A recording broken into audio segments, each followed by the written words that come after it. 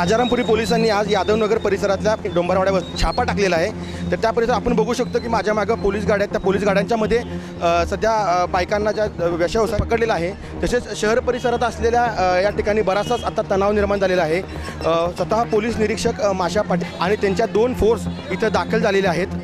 या ठिकाणी पूर्ण परिसराला आता पोलीस छावणीचं स्वरूप आलेलं आहे। दरम्यान 100 ते 150 पोलीस या ठिकाणी आहेत आणि या ठिकाणी पूर्णतः महिलांना घरात घुसून पकडून त्यांना इथं आता पोलीस गाडी ठेवलेलं आहे। सध्या या ठिकाणी आंदोलनही सुरू होतं। आंदोलन सुरू असताना या ठिकाणी बऱ्याचशा संघटनांनी या महिलांना ताब्यात घ्यावं अशी भूमिका घेतली होती। सर्वात शेवटी पाहिलं तर पोलिसांना ही कारवाई करावी लागलेली आहे। ही कारवाई कायमस्वरूपी राहिली तर मात्र या ठिकाणची वस्ती सुधारेल। कॅमेरामन निलेश शेवाळेसह सतेज औंधकर, लाईव्ह कोल्हापूर।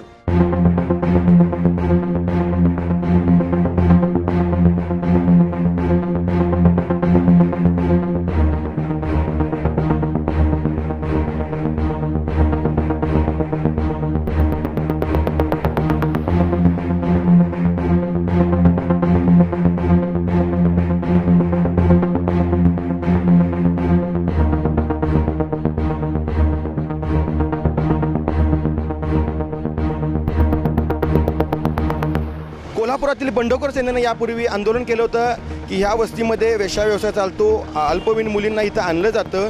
तर बंडखोर सेनेचे कार्यकर्ते सध्या आपल्यासोबत आहेत, आपण त्यांच्याशी बोलणार आहोत। त्यांनी कशा पद्धतीनं इथं आज कॉम्बिंग ऑपरेशन केलेलं आहे पोलिसांच्या मदतीनं। मला सांगा इथं काय काय चालत होतं आणि तुम्ही कशा पद्धतीनं आंदोलन केलं होतं? काय झालं, इथं फक्त वेश्या व्यवसाय चालत होता आणि वेश्या व्यवसाय चालत असताना आज वेश्या व्यवसाय कुठं असावा आणि कुठं नसावा हे प्रथमतः शासनास माहीत पाहिजे। आणि कसं आहे, जिथं वस्ती आहे, जिथं शाळा आहे आणि त्या वस्तीमध्ये गेली 60-70 वर्ष वेश्या व्यवसाय आहे। भीमशक्ती आणि बंडखोर सेनेच्या माध्यमातून आम्ही ज्यावेळेला प्रश्न हातात घेतला आणि त्यावेळेला माशा पाटील पोलीस निरीक्षक कर्तव्यदक्ष अधिकारी आहेत ते, आणि त्यांच्या मार्गदर्शनाखाली आज खरोखर आम्हाला यश आलं असं आम्ही मान्य करतो। यापूर्वीचे इथं वेश्या व्यवसाय चालत होता तो म्हणजे कशा पद्धतीने चालत होता आणि पोलीस त्याच्याकडे दुर्लक्ष करत होते का? तुमचा काय आरोप आहे? पोलीस तरी दुर्लक्ष करत होते आणि वेश्या व्यवसाय म्हणजे कसं, हे जो तुम्हाला रस्ता दिसतोय या रस्त्यावरती बायका थांबायच्या। आमच्या इथल्या आया बहिणी जाताना सुद्धा त्यांना लाजत नव्हत्या आणि आमच्या आई बहिणीची आबरू म्हणून आज आम्ही हे आंदोलन केलेलं आहे।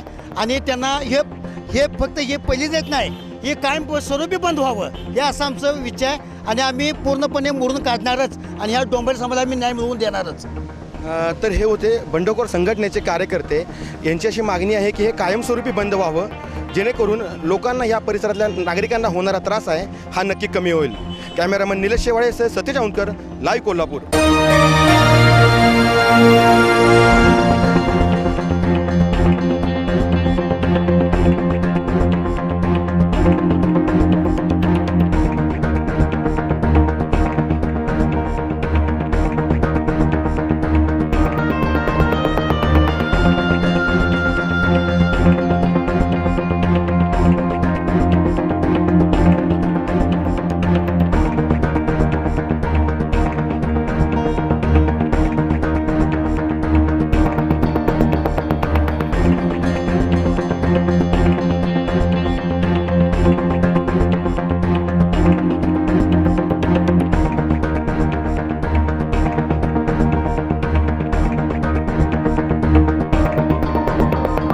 राजारामपुरी पोलीस ठाण्याचे पोलीस निरीक्षक माशा पाटील यांनी आता एका वस्तीवरती रेड केलेली आहे।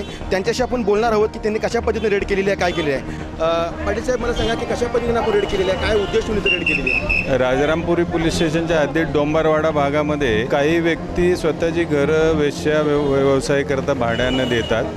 त्याचबरोबर काही अल्पवयीन मुलींना या शरीर विक्रीसाठी त्यांनी ठेवलेलं आहे अशी माहिती खास बातमीदारांमार्फत मिळालेली होती। त्याला अनुसरून आम्ही वरिष्ठांच्या परवानगीनं मुख्यालयाकडील 20 महिला कर्मचारी, माझ्याकडच्या 10 महिला कर्मचारी आणि अन्य स्टाफ आणि अधिकारी यांच्या मदतीनं या ठिकाणी छापा कारवाई केलेली आहे। एकूण 20 ते 25 महिलांना ताब्यात घेतलेला आहे। मग त्यापैकी कोण अल्पवयीन आहे याबाबत तपासणी करून संबंधितांवर कायदेशीर कारवाई करण्याची तजवीज आहे। तर हे होते माशा पाटील माहिती दिलेली आहे कशा पद्धतीने यांनी कारवाई केलेली आहे। अशीच कारवाई जर कायमस्वरूपी सुरू राहिली तर शहरात कायदा व सुव्यवस्था व्यवस्थित होईल।